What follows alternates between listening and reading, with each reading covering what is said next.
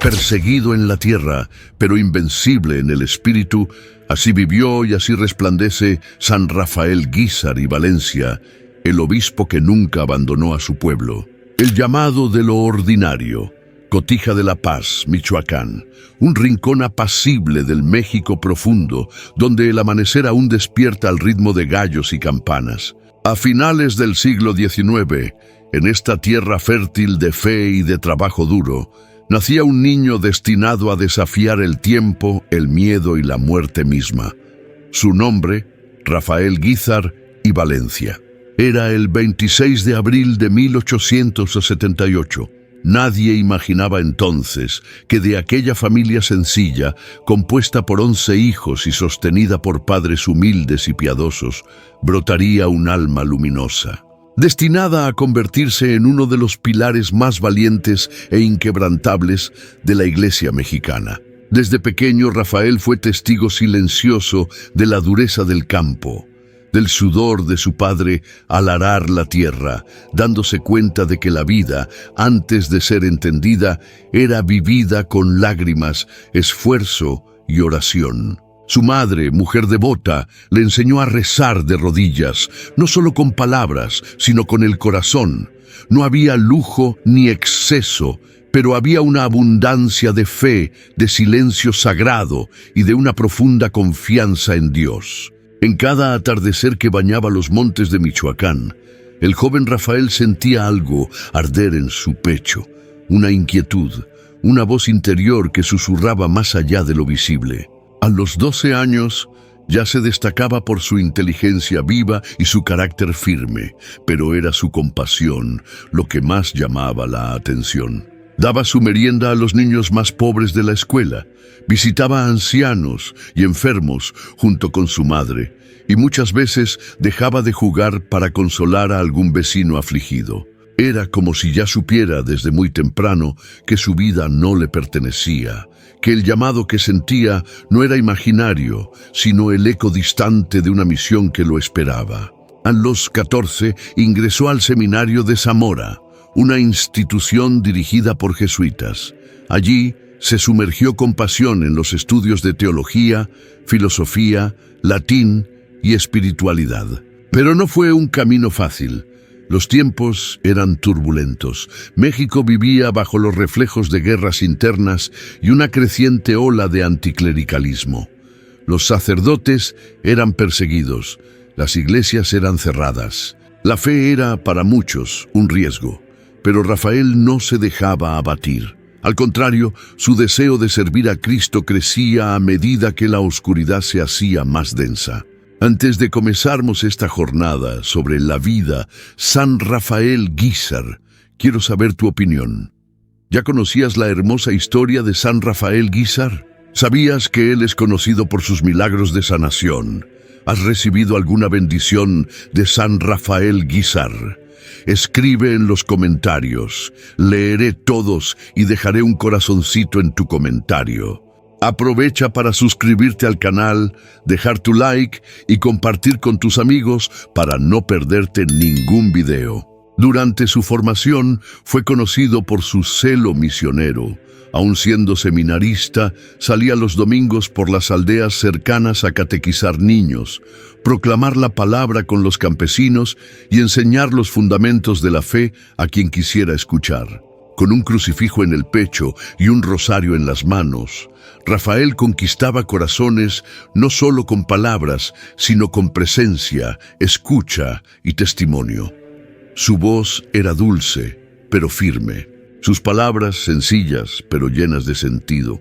Muchos decían, cuando ese joven habla, uno siente que Dios nos mira a los ojos. El 1 de junio de 1901, a los 23 años, fue ordenado sacerdote. Su primera misa fue celebrada con lágrimas, emoción y un profundo sentimiento de entrega. En ese altar sellaba un pacto con el cielo. Mi vida será para los más pobres, los más abandonados, los más rotos del alma. No buscaba cargos, títulos ni reconocimiento. Buscaba almas, buscaba servir, buscaba amar. Designado como misionero popular, recorrió gran parte del estado de Michoacán y luego otras regiones de México.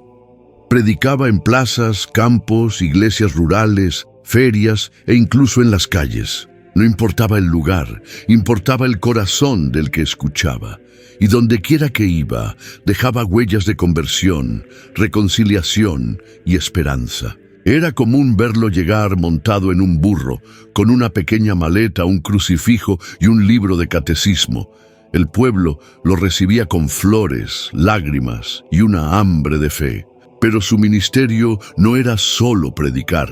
Cuidaba a los enfermos, visitaba cárceles, escuchaba confesiones por horas e intercedía por los más afligidos. No era raro que entregara su propio manto a algún mendigo con frío o dejara su comida a un huérfano hambriento.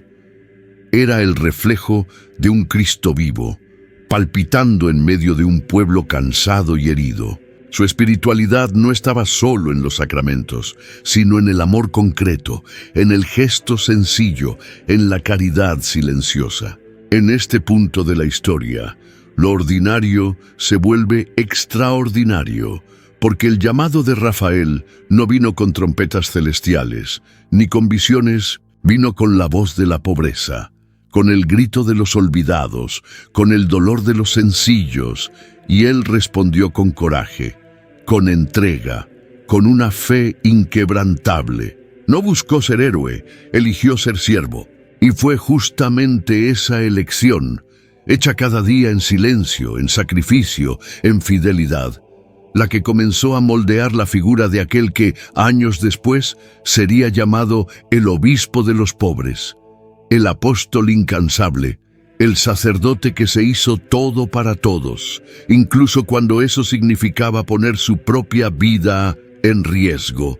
Mientras el mundo lo veía como un simple cura de provincia, el cielo ya reconocía en él a un guerrero de luz. Un hombre común, moldeado por el dolor, guiado por la compasión, sostenido por la oración e inflamado por un amor que no conocía límites. Este era Rafael Guízar y Valencia, cuando aún era solo Rafael, el hombre disfrazado. La oscuridad se extendía sobre México como un manto espeso, cargado de tensión, miedo y dolor. Era la época de la revolución, y con ella no solo se levantaban armas y banderas, sino también una feroz persecución religiosa que haría temblar los cimientos de la fe en cada rincón del país. Las iglesias fueron clausuradas, los sacerdotes apresados, exiliados o fusilados, y el culto público fue considerado un crimen contra el nuevo orden. El olor a pólvora se mezclaba con el incienso que ya no podía elevarse libremente hacia el cielo. En ese escenario turbulento y trágico, el padre Rafael Guízar y Valencia, aquel joven sacerdote de corazón ardiente, tuvo que elegir entre esconderse o desaparecer. Y él eligió continuar, aunque para eso tuviera que renunciar a su propio rostro. Sabía que si continuaba vestido como sacerdote, sería ejecutado sin juicio. Pero su misión estaba clara. No importaba la vestimenta, no importaba el riesgo, importaba el alma del que sufría, del que agonizaba, del que moría sin sacramentos. Fue entonces cuando comenzó su vida oculta, clandestina, disfrazada. Y en ese gesto profundo de humildad y astucia, Rafael se convirtió en algo más que un sacerdote. Se convirtió en sombra, en voz susurrante, em consuelo anônimo. Se hizo invisível aos olhos dos homens, para ser ainda mais visível aos olhos de Deus. Se disfrazó de vendedor ambulante, cargando cajones con imágenes religiosas ocultas entre mercadería.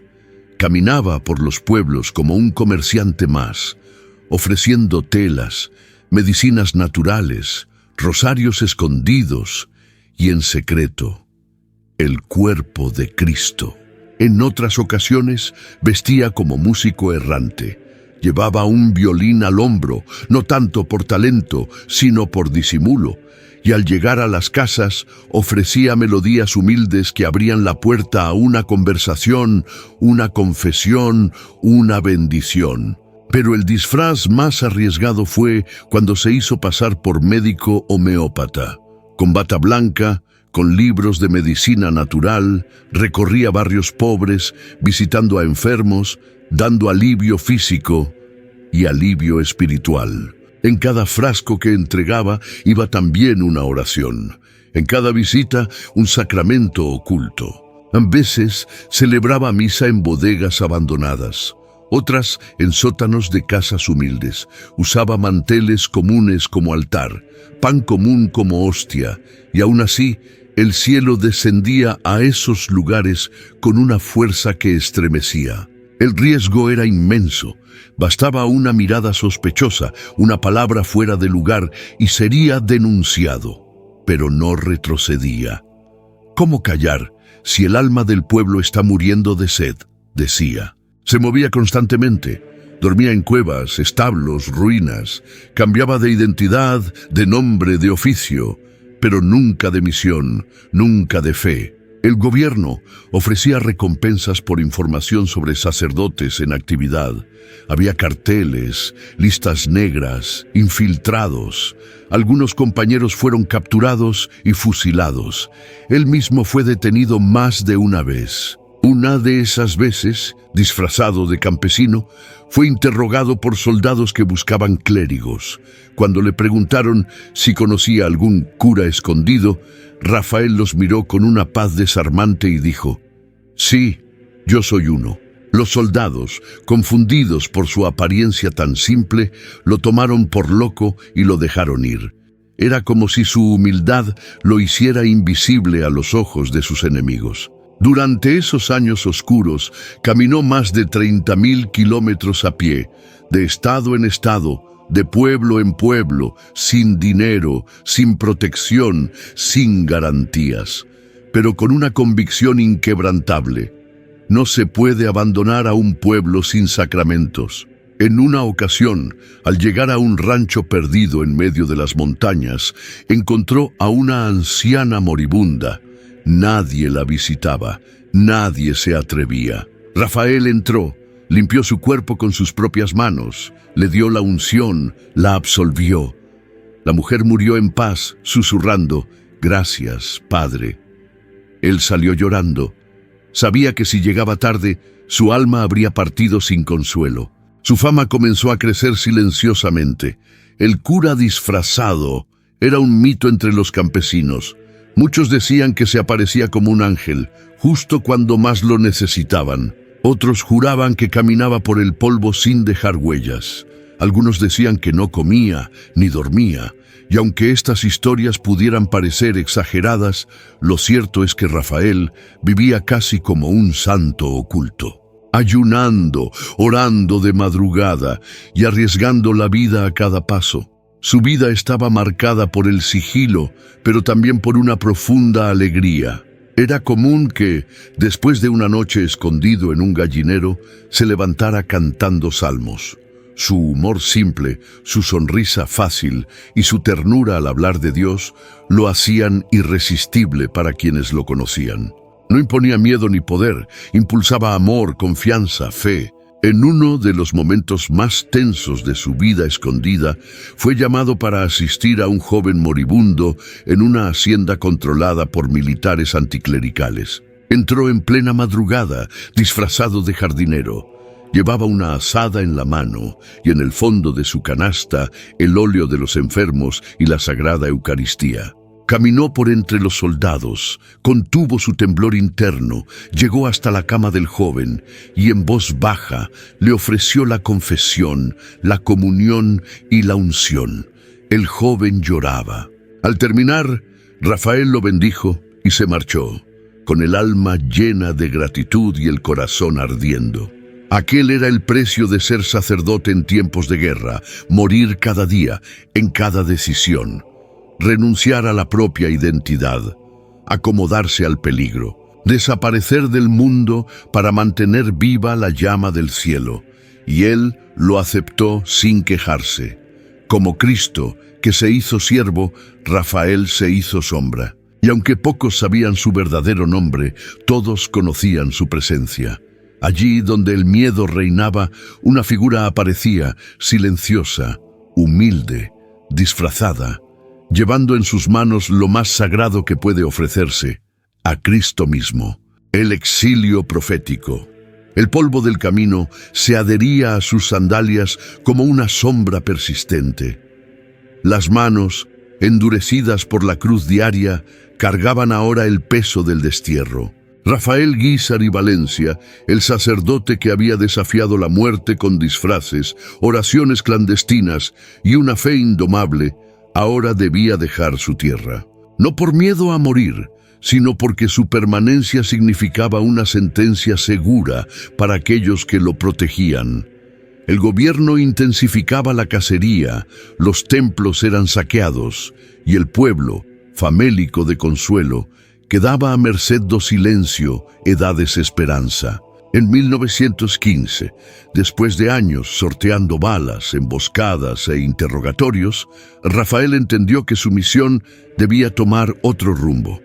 La orden fue clara: salir del país. El exilio no era una fuga, era una estrategia divina, y él lo aceptó con los ojos húmedos, pero el alma firme. Sabía que, aunque el cuerpo cruzara fronteras, su vocación de pastor jamás se exiliaría. Comenzaba una nueva etapa, una etapa de semillas sembradas en tierra ajena, y cada paso que daba lejos de México era una promesa de regreso. Su primer destino fue Estados Unidos. En suelo norteamericano, Rafael no buscó refugio cómodo ni anonimato. Se dedicó a asistir a los migrantes mexicanos que vivían en condiciones deplorables, muchos de ellos olvidados, explotados y maltratados. En Texas, fundó misiones improvisadas, se internó en campos agrícolas, visitó campamentos y llevó los sacramentos a aquellos que habían perdido más que su tierra, habían perdido la esperanza. A veces confesaba a decenas en un solo día, otras veces celebraba misa al aire libre, bajo el sol abrasador, con una piedra como altar y el viento como incienso. Pero el exilio lo llevaría más lejos. Después de algunos meses, se dirigió hacia América Central y fue en Guatemala donde su labor se tornó verdaderamente profética. Allí encontró un pueblo profundamente católico, pero herido por el abandono y la falta de clero. Rafael se integró con humildad y pasión. No llegó como extranjero, sino como hermano. Se ofreció a las diócesis locales para predicar misiones populares, dirigir ejercicios espirituales y apoyar a los sacerdotes agotados. Era incansable. Día tras día, pueblo tras pueblo, anunciaba el evangelio con una fuerza que no parecía humana. Los guatemaltecos lo escuchaban embelesados. No era un orador común. Su voz tenía el peso de quien ha mirado de cerca la muerte. Sus palabras no eran teoría, eran testimonio. Hablaba del perdón con lágrimas en los ojos, de la cruz con la frente erguida, del amor de Dios como quien lo ha tocado con las manos. En las parroquias donde predicaba, la gente llenaba los templos incluso antes de que amaneciera. Los fieles lo seguían hasta en las plazas. No era raro que, al terminar una misión, se arrodillaran para pedirle la bendición con un respeto casi sagrado. No pasó mucho tiempo antes de que su reputación se extendiera hasta Cuba. En La Habana, el clero lo recibió con los brazos abiertos. El país atravesaba también sus propias crisis políticas y sociales, y el mensaje firme y compasivo de Rafael era como agua en el desierto. Se le encomendó la tarea de revitalizar la vida espiritual de comunidades que languidecían en la indiferencia. Y allí, una vez más, se volcó al servicio total. Organizó retiros, confesó largas jornadas, visitó enfermos y ancianos y promovió vocaciones sacerdotales. En los barrios más pobres, su figura se volvió familiar. Una sotana desgastada, una sonrisa generosa y una mirada que parecía abrazar a todos. Fue también en Cuba donde su alma sacerdotal se probó en el fuego del sufrimiento ajeno. Enfermedades infecciosas como la fiebre amarilla y la tuberculosis asolaban los pueblos. Mientras otros huían, Rafael entraba en las casas infestadas con el rosario en la mano. Acariciaba a los moribundos, escuchaba sus últimas palabras, les ofrecía la comunión y lloraba con las familias. Nunca cobró un centavo, nunca pidió reconocimiento. Solo pedía que rezaran por su México herido. Aquel hombre, forastero en la carne, era ya pastor en el espíritu. Su misión se extendía sin fronteras. Lo que pocos sabían es que mientras recorría estos países, Rafael llevaba consigo una lista escrita a mano, una lista con nombres. Nombres de seminaristas, de familias perseguidas, de sacerdotes desaparecidos, de parroquias en ruinas. Cada noche, al terminar su jornada, sacaba esa lista y la presentaba ante Dios en oración. Rezaba de rodillas, durante horas, por aquellos que había dejado atrás. Su corazón nunca se exilió. Su mente, aun mientras predicaba en Guatemala o sanaba en Cuba, permanecía atada a los altares destruidos de su tierra natal. Durante estos años, escribió también cartas secretas a sus antiguos feligreses. Las enviaba codificadas, a través de personas de confianza.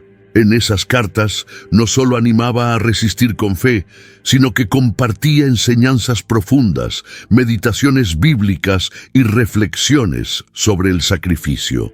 Algunas de esas misivas sobrevivieron el paso del tiempo y hoy se conservan como tesoros espirituales, testimonio silencioso de un exilio vivido no como castigo, sino como una extensión providencial de su apostolado. Su fama crecía, obispos lo consultaban, seminaristas lo admiraban y el pueblo lo amaba.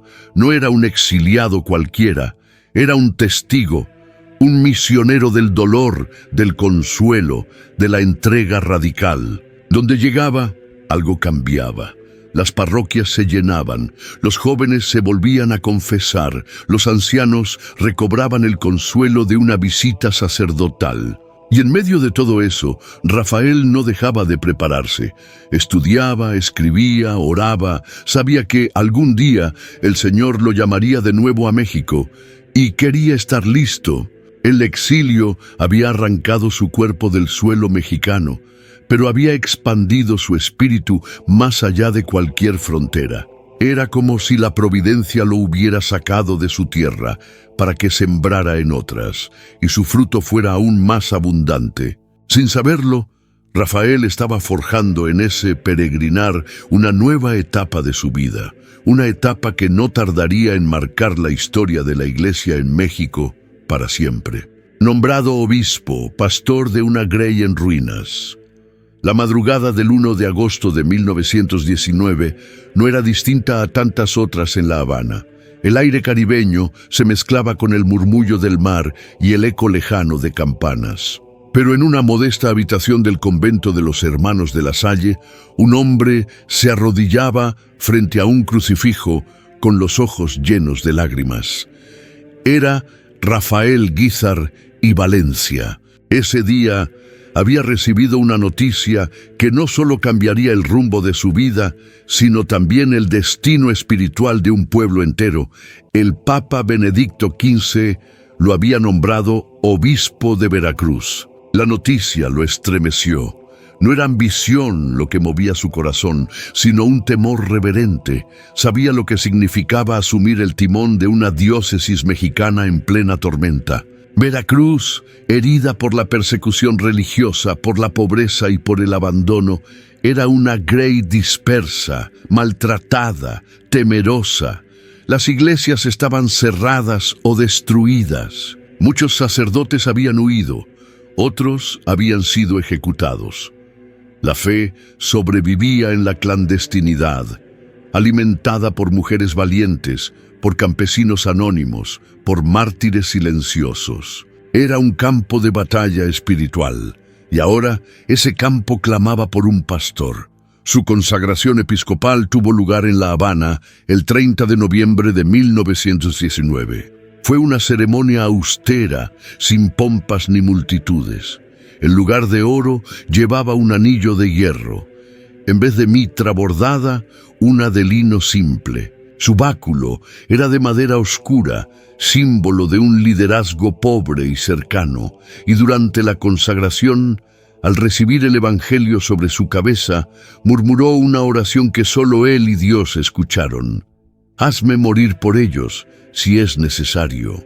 Rafael no esperó honores. Apenas consagrado, comenzó a preparar su regreso al México que lo había obligado al exilio. La situación política seguía siendo delicada, pero su nombre ya era conocido entre los fieles y su valor, respetado incluso por algunos enemigos. El 4 de enero de 1920, después de años de ausencia, pisó nuevamente su tierra. Su primera parada fue en la ciudad de Veracruz. No hubo recibimiento oficial, ni coros ni flores, solo un pequeño grupo de fieles escondidos que lo esperaban en silencio, con el rostro cubierto de emoción y los ojos rasgados por el llanto. Uno de ellos se arrodilló y susurró: «Pensé que nunca volveríamos a tener un pastor». Lo que encontró fue desolador. La catedral estaba en ruinas, los archivos habían sido saqueados, las campanas fundidas para hacer balas. Los seminarios estaban vacíos, las escuelas católicas cerradas y la mayoría de las parroquias abandonadas. Los templos aún en pie estaban cubiertos de polvo, con imágenes rotas, velas apagadas y silencio en los confesionarios. No había más canto ni incienso. La diócesis de Veracruz era un cementerio de fe. Pero en esa tierra muerta, Rafael vio la semilla del resurgimiento. No se instaló en un palacio episcopal. Vivió como uno más. Usaba ropas sencillas, dormía en una celda pequeña y compartía su comida con los pobres. Cada día salía a pie o a lomo de mula, visitando pueblo tras pueblo, reconstruyendo no solo templos físicos, sino también corazones. Donde no había iglesia, celebraba misa bajo un árbol. Donde no había altar, usaba una piedra. Donde no había hostia, partía el pan con reverencia y lo consagraba con lágrimas. Su presencia no solo era religiosa, sino profundamente humana. Cuando un terremoto sacudió la región y dejó a cientos sin hogar, él fue el primero en acudir. No envió cartas ni esperó informes. Se arremangó la sotana y ayudó a levantar casas con sus propias manos. Distribuyó víveres, consoló a los que lloraban, enterró a los muertos y bendijo cada nuevo cimiento con esperanza. La gente decía que donde pisaba el obispo Rafael, algo florecía. Pero quizás su mayor hazaña fue la reconstrucción del seminario. Para él, formar nuevos sacerdotes era una urgencia, no un lujo. A pesar de la vigilancia del gobierno y de las amenazas constantes, Rafael fundó seminarios clandestinos en casas particulares. Enseñaba de noche en cuartos oscuros, con una vela encendida y el corazón inflamado. Llegó a tener más de 300 seminaristas ocultos. Les enseñaba no solo teología, sino también valentía, compasión y obediencia a Dios antes que a los hombres. «No los estoy formando para la gloria», decía, «sino para la cruz». Era incansable. Celebraba misa al amanecer, atendía a los pobres durante el día y al anochecer recorría hospitales, cárceles y leproserías. Abrazaba a los enfermos sin temor al contagio. Les hablaba como a hermanos, les besaba las manos. A una mujer moribunda de tuberculosis le dijo una vez: «Tu dolor es el altar donde Cristo se hace carne. Yo celebro esta misa contigo». Y lloró con ella, como si fuera su propia madre. También escribió catecismos para niños, folletos para jóvenes y guías espirituales para adultos. Fundó casas de retiro, promovió asociaciones laicales y defendió el derecho del pueblo a la fe. Con argumentos, amor y firmeza. No necesitaba alzar la voz, Su autoridad emanaba de su entrega, y aunque era constantemente vigilado, nunca dejó de predicar. No faltaron intentos de asesinato. En una ocasión fue emboscado en una carretera de montaña. Un grupo armado lo detuvo y al descubrir que era el obispo, le apuntaron con rifles. Rafael los miró sin miedo. «No soy su enemigo. Si necesitan matarme, aquí estoy». Los hombres bajaron las armas, avergonzados, y lo dejaron ir. Uno de ellos volvió días después, para confesarse. Rafael Guízar y Valencia no solo fue un obispo, fue un padre, un hermano, un sembrador en tierra devastada. Un hombre que, en medio de ruinas, vio futuro, que entre escombros levantó esperanza y que a fuerza de compasión reconstruyó una diócesis que había sido condenada al olvido. Caminando entre tempestades. La vida del obispo Rafael Guízar y Valencia nunca conoció la calma prolongada. Apenas había comenzado a reconstruir la diócesis de Veracruz, cuando nuevos vientos de persecución volvieron a azotar México. El gobierno endurecía sus políticas anticlericales, y los templos, antes tímidamente abiertos, volvían a ser clausurados. La fe, más que nunca, era vigilada, y cualquier manifestación religiosa pública era castigada con cárcel o muerte. Pero Rafael no retrocedió. Consciente de que su llamado no le ofrecía tregua ni reposo, decidió caminar entre las tempestades, aun cuando cada paso se asemejara a un acto suicida. A comienzos de la década de 1920, el Estado intensificó el control sobre la Iglesia. Se promulgaban nuevas leyes que restringían la actuación de los padres, prohibían la catequesis y exigían registros civiles controlados por el gobierno. Los padres pasaron a ser considerados funcionarios del Estado y cualquier resistencia era tratada como traición. Muchos obispos dejaron el país, otros se silenciaron. Pero Rafael se quedó. Sabía que sería blanco directo. Sus seminarios clandestinos ya habían despertado la atención de agentes federales. Sus visitas a comunidades pobres eran vistas como actividad subversiva. Aún así, persistía.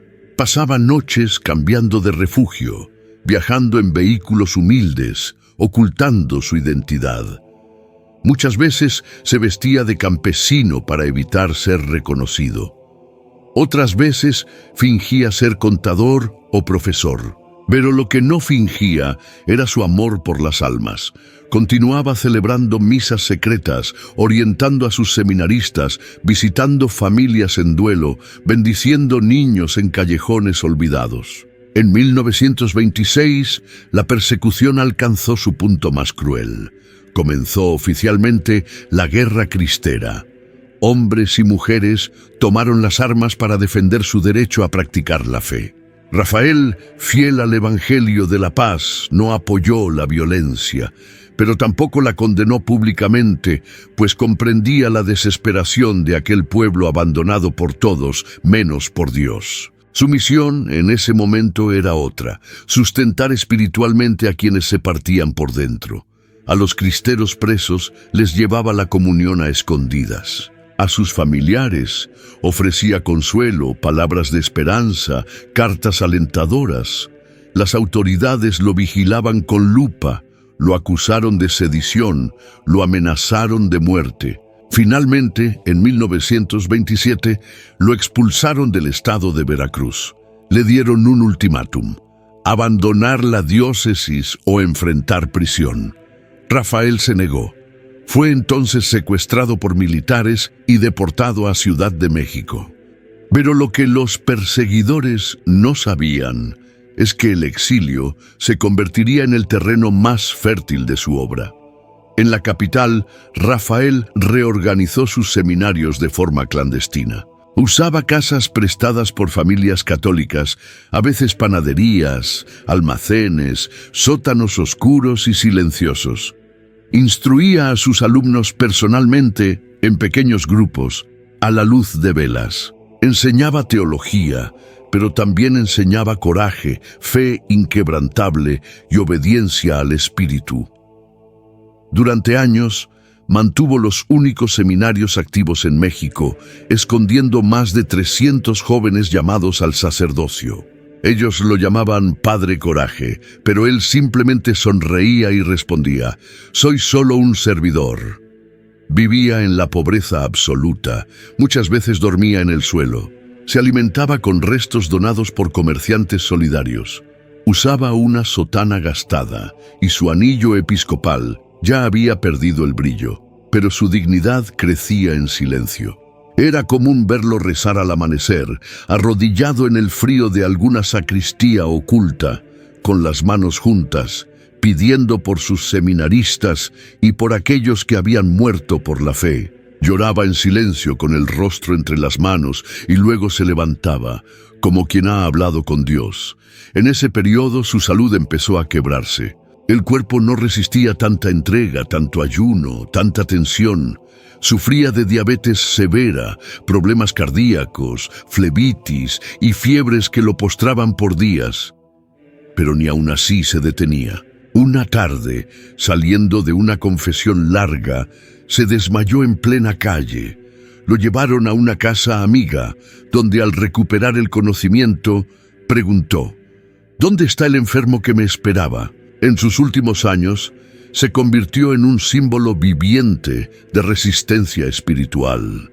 Sus fieles decían que cuando él llegaba a un pueblo, se sentía un calor en el alma. No hablaba de política, no hablaba de guerra, hablaba de Cristo, de su cruz, de su amor por los pecadores, de su deseo ardiente de que todos se salvaran. Caminaba lentamente con sus piernas enfermas, pero cada paso era firme, cada palabra, fuego, cada gesto, caridad absoluta.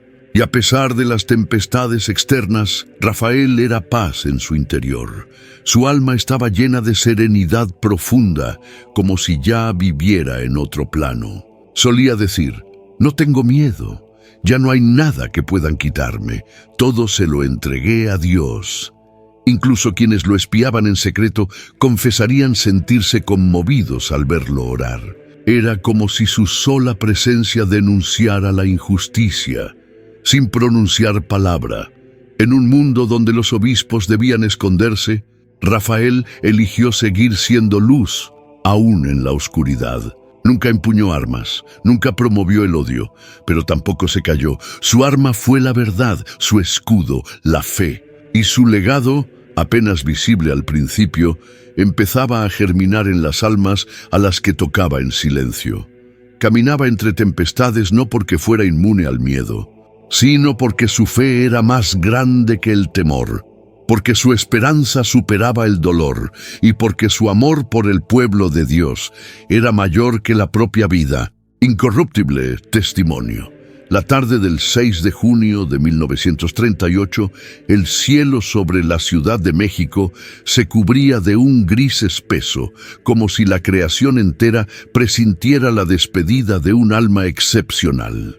Aquel día, en una sencilla habitación del Hospital Inglés, el obispo Rafael Guízar y Valencia entregaba su espíritu a Dios.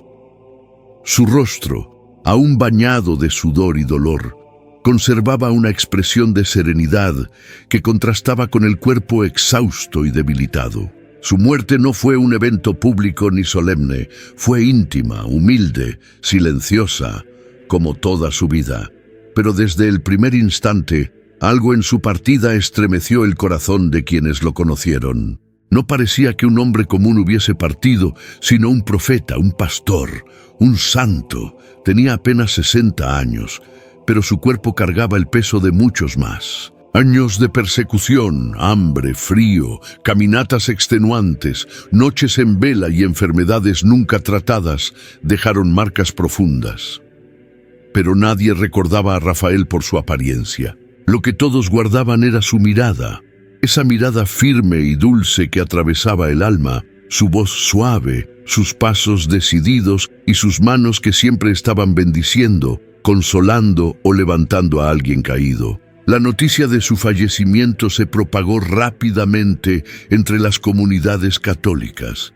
En Veracruz, donde había sido pastor durante casi 2 décadas, la reacción fue inmediata. Campanas silenciosas volvieron a sonar, aunque fuera en la clandestinidad. Las misas prohibidas se ofrecieron en secreto por el descanso de su alma. En pequeños altares caseros, las familias encendían velas y colocaban su retrato junto al de la Virgen. Nadie podía contener el llanto. No solo habían perdido a su obispo, sino a su padre espiritual, aquel que había entrado en sus casas sin miedo, que había dado la comunión a sus hijos, que había consolado a sus viudas, que había arriesgado su vida para no abandonar al rebaño. Fue sepultado en la Catedral de Xalapa, y aunque las autoridades trataron de disuadir cualquier manifestación religiosa pública, el pueblo se desbordó. De todas partes llegaron personas humildes, indígenas, campesinos, madres con sus hijos, seminaristas llorosos que querían despedirlo. No hubo discursos políticos, ni homenajes oficiales, solo oración, solo silencio lleno de reverencia. Aquella catedral, por tanto tiempo herida, ahora se llenaba de luz, como si la muerte de Rafael hubiera traído un nuevo Pentecostés a su tierra. Los años pasaron, pero su memoria no se desvaneció. Al contrario, comenzó a crecer. Surgieron testimonios, cartas, anécdotas, relatos de curaciones y conversiones atribuidas a su intercesión. Algunos decían haberlo soñado en momentos de profunda desesperación y que su presencia les devolvía la paz. Otros contaban que al visitar su tumba sentían una fuerza inexplicable que los impulsaba a cambiar de vida. Era como si su misión, lejos de haber terminado, apenas hubiera comenzado en otro plano. En 1950, al realizarse una remodelación en la Catedral de Xalapa, se decidió exhumar sus restos. Al abrir el ataúd, los trabajadores y sacerdotes presentes quedaron sin palabras. Su cuerpo estaba incorrupto. A pesar de los 12 años transcurridos, su piel conservaba color. Su rostro mostraba una expresión serena y su vestimenta episcopal permanecía intacta. Aquello no podía explicarse con ciencia. No había productos químicos, ni condiciones favorables de conservación. Fue, para todos los presentes, un signo, un testimonio silencioso de la santidad vivida hasta el último suspiro. La noticia de la incorruptibilidad de su cuerpo se propagó rápidamente. Teólogos, médicos y autoridades eclesiásticas comenzaron a investigar. El Vaticano fue informado y se iniciaron las primeras etapas del proceso de beatificación, no por el fenómeno físico en sí, sino por la vida que lo precedía. Gracias a su cuerpo incorrupto, manifestación externa de una alma jamás tocada por egoísmo, vanidad o tibieza. Su trayectoria fue una oblación, una ofrenda constante, una cruz cargada sin ostentación, una caridad incansable. Durante las entrevistas a quienes lo conocieron, emergieron detalles conmovedores. Una anciana de Veracruz, con voz quebrada por la emoción, contó cómo Rafael, siendo obispo, la cargó en brazos durante una inundación para llevarla a un lugar seguro. Un ex seminarista relató que cuando no tenía qué comer, Rafael compartía con él su único trozo de pan. Un niño, ya adulto, recordaba que en la noche en que su padre fue asesinado, el obispo llegó a su casa, se sentó a su lado y le dijo: «No estás solo, hoy soy tu padre». Fueron gestos pequeños, pero acumulados, formaron la imagen viva del Evangelio en acción. La diócesis de Xalapa se convirtió en un lugar de peregrinación silenciosa. Gente sencilla acudía a la tumba de Rafael no por curiosidad, sino por fe. Dejaban cartas, rosarios, lágrimas, rezaban, agradecían, pedían fuerzas para continuar. No venían a ver a un difunto, sino a dialogar con un pastor que seguía cuidando desde el cielo. Y quienes lo conocieron en vida sabían: Rafael nunca abandonaría a su pueblo. El proceso de beatificación avanzó y en 1995 el Papa Juan Pablo II lo declaró venerable. En 2006, luego del reconocimiento de un milagro atribuido a su intercesión, la curación inexplicable de una mujer con enfermedad terminal, fue canonizado como santo. Fue el primer obispo mexicano elevado a los altares y más que un título honorífico, fue una confirmación celestial de lo que el pueblo ya sabía desde hacía décadas. Que Rafael Guízar y Valencia fue un hombre de Dios, íntegro, valiente, compasivo e incluso ahora incorruptible. Su cuerpo permanece hasta hoy en la Catedral de Xalapa. Allí descansa, pero no duerme. Es un testigo que habla en silencio, un corazón que sigue latiendo invisiblemente en cada oración pronunciada por los pobres, por los perseguidos, los seminaristas y los sacerdotes que, como él, han decidido amar hasta las últimas consecuencias. Rafael no fue solo un obispo. Fue y sigue siendo un faro de luz en medio de las tormentas, un testigo que no se corrompió ni en vida ni en muerte.